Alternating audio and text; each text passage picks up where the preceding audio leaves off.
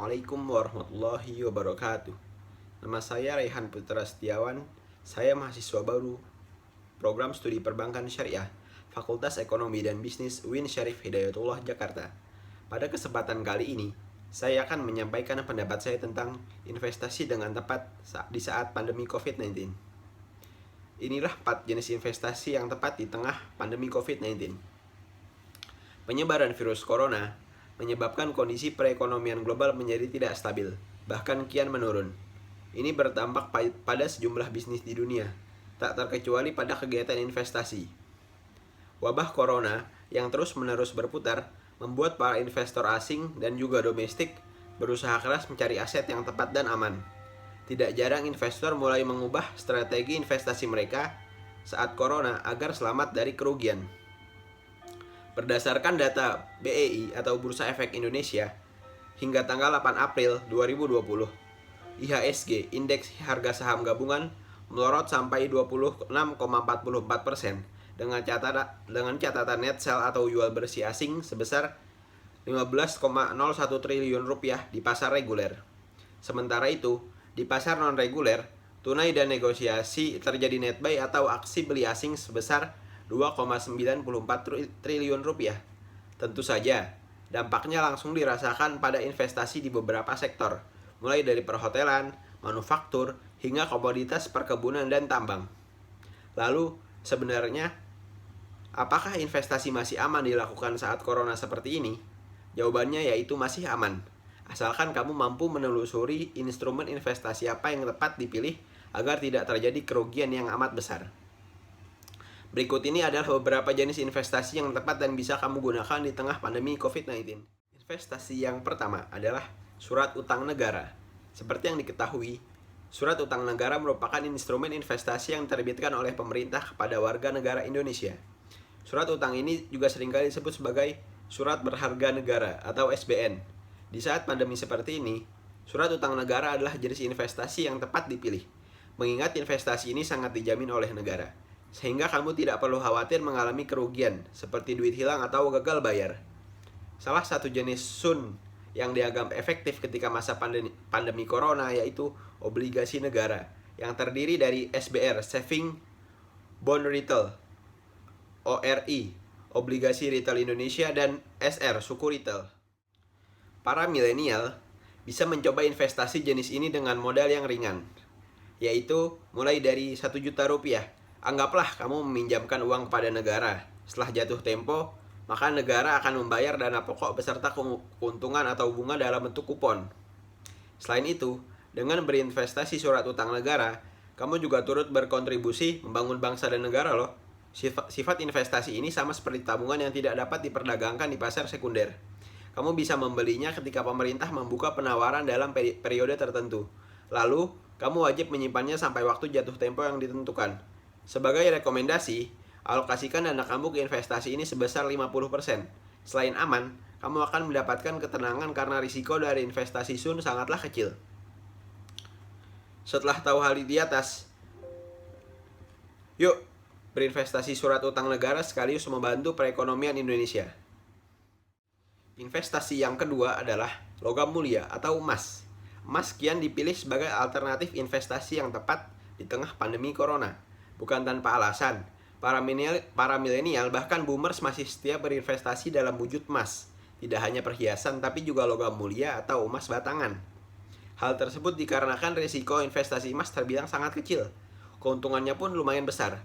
Caranya juga tidak sulit, cukup menerapkan sistem jual beli. Beli saat memiliki cukup uang, lalu jual saat tengah dibutuhkan atau saat harganya naik. Harga logam mulia relatif stabil, bahkan kian mengalami kenaikan di atas inflasi. Ditambah lagi kemudahan yang diberikan oleh banyak e-commerce melalui sistem menabung emas digital bagi milenial yang tidak mau kerepotan berurusan dengan bentuk fisik emas. Tapi perlu diingat, jangan sembarangan percaya dengan lembaga keuangan yang menawarkan investasi emas dalam bentuk logam mulia. Sebab, saat ini masih banyak lembaga investasi bodong yang mengatasnamakan tabungan logam mulia. Alangkah lebih baiknya, lakukan jual beli langsung di bank konvensional resmi atau di PT Antam, Aneka Tambang. Lalu, simpan di dalam brankas kamu dan kunci rapat-rapat sehingga aman dari pencuri. Oh iya, berikut saya akan menyampaikan juga 5 tips investasi emas untuk pemula. 1. buat tujuan utama kamu untuk berinvestasi. Saat melakukan investasi, setiap orang pasti memiliki tujuannya masing-masing. Hal tersebut berlaku juga untuk investasi emas. Sebelum kamu mulai untuk berinvestasi, cobalah bertanya dulu kepada diri kamu. Sebenarnya apa yang ingin kamu tuju dengan hasil dari investasi ini? Sebagai contoh, kamu bisa menetapkan tujuan bahwa 10 tahun dari sekarang akan membeli rumah secara cash, pensiun dini, atau bebas secara finansial. Nah, setelah tahu apa tujuannya, tentunya kamu harus lebih konsisten dalam membeli emas dengan besaran tertentu sesuai kemampuan. Itulah tips investasi emas untuk pemula yang pertama. Yang kedua adalah pantau dan cek harga emas secara berkala. Setelah memiliki tujuan yang pasti untuk berinvestasi, kamu harus sabar dan jangan bernafsu untuk langsung membeli emas. Tips investasi emas yang harus kamu ikuti selanjutnya adalah mengecek harga emas batangan di pasaran. Saat ini, mudah sekali mencari informasi tentang investasi emas. Kamu bisa menemukannya di internet karena banyaknya situs yang menampilkannya. Tak hanya itu, sekarang pun banyak toko emas secara digital yang bisa kamu cek berkala melalui smartphone. Belilah emas saat harga di pasaran sedang turun, karena tentunya di masa depan besar kemungkinan untuk kamu mendapatkan hasil yang lebih besar. Setelah itu, kamu bisa pantau terus pergerakan harga emas. Walaupun pergerakan emas bisa dibilang konstan, tapi bukan berarti kamu mendiamkannya ya. Tips yang ketiga adalah pastikan membeli di tempat yang tepat.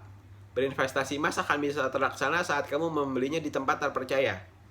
Cek dahulu rekam jejak tempat kamu ingin membeli emas. Pastikan tempat tersebut memiliki status. Sama halnya dengan investasi lain. Saat ini juga banyak penipuan yang menyerang para pembeli emas. Kamu harus lebih hati-hati ketika ada pihak yang menawarkan pembelian emas dengan proses cepat. Berinvestasi emas dibilang cukup mahal. Tentunya kamu tidak mau kan kalau uang yang sudah diinvestasikan hilang begitu saja. Tips keempat, tentukan jumlah investasi. Tips investasi emas selanjutnya adalah menentukan jumlah uang yang harus dikeluarkan.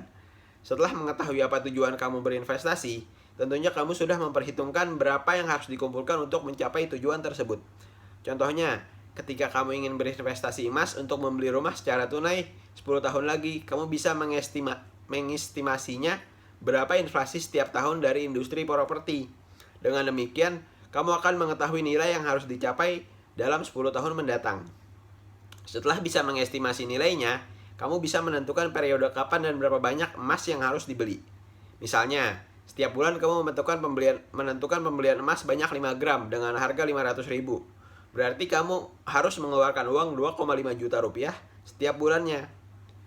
Tips yang kelima adalah fokus dengan masa depan.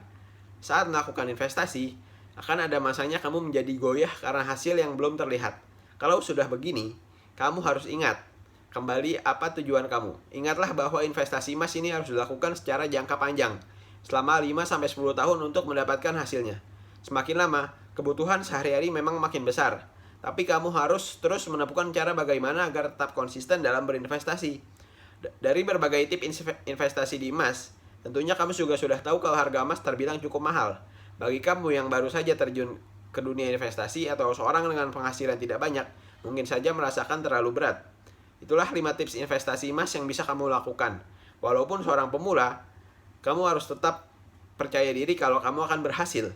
Mungkin saat ini kamu akan kesulitan sedikit, tetapi dengan berjalannya waktu, pasti bisa menjadi seorang yang pro. Selamat berinvestasi.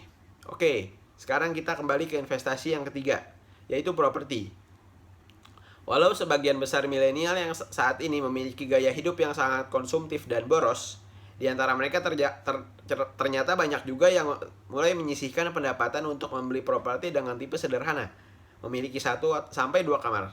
Caranya juga kian dipermudah, di mana prosesnya bisa dilakukan melalui pengajuan KPR, kredit pemilikan rumah. Bahkan ada subsidi dari pemerintah yang membuat harga rumah jadi lebih terjangkau.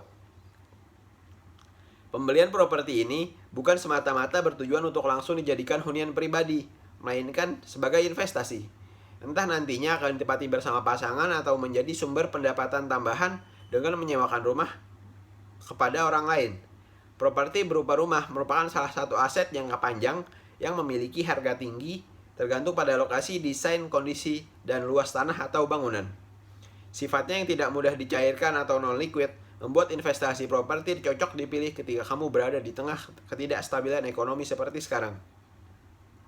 Investasi yang keempat adalah reksadana pasar uang. Pasar modal masih dalam kondisi tertekan di tengah-tengah perjuangan melawan pandemi COVID-19. IHSG, yang merupakan indeks acuan utama di Bursa Efek Indonesia, terus-menerus tertekan. Demikian pula dengan kinerja investasi reksadana. Lembaga riset Infovesta mencatat bahwa kinerja reksadana dalam negeri mayoritas negatif sejak awal tahun 2020, termasuk saat pandemi corona mulai merebak. Ini langsung berdampak pada pasar modal dalam negeri dan juga luar negeri. Reksadana saham dan reksadana campuran bukan investasi yang tepat yang bisa kamu pilih dalam kondisi sekarang, dikarenakan kinerja reksadana tersebut sudah merosot dan kian melemah. Justru sebaliknya, yang terjadi pada reksadana pasar uang membuat siapapun yakin untuk menginvestasikan uang mereka di instrumen investasi ini. Pasalnya, kinerja reksadana pasar uang cenderung positif dan relatif stabil sejak awal tahun 2020. Terhitung dari bulan Januari hingga Maret 2020, reksadana pasar uang memberikan imbal hasil secara konsisten sebesar 1,29%. Oleh karena itu, tidak masalah jika kamu berinvestasi ke instrumen investasi ini sebanyak 30%. Toh sudah ada pembuktian bahwa reksadana pasar uang termasuk jenis investasi yang aman karena kinerjanya yang stabil. Dari jenis investasi di atas, sudah menentukan pilihan kamu.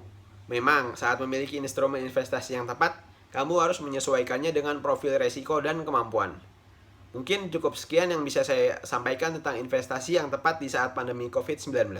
Terima kasih. Wassalamualaikum warahmatullahi wabarakatuh.